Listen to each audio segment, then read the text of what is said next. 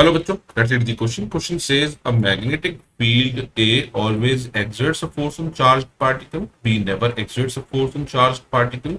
C exert a force if the charged particle is moving across the magnetic field line. D exerts a force if the charged particle is moving along the magnetic field line.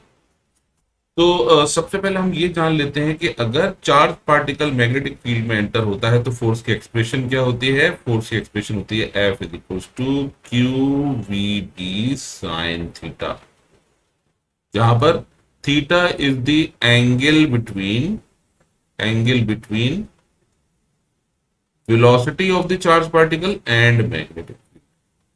तो हम यहां देख सकते हैं कि force की value 0 होगी अगर अगर थीटा 0 डिग्री है या 180 डिग्री है और v 0 degree.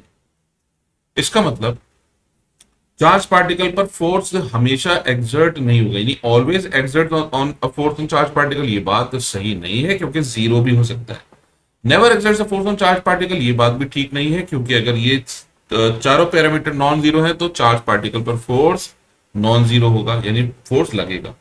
Exert a force of the charge particle is moving across the magnetic field line, तो अक्रॉस यानी theta is not equal to 0 degree और 180 डिग्री। तो ये बात बिल्कुल सही है, इस कंडीशन में फोर्स लगेगा।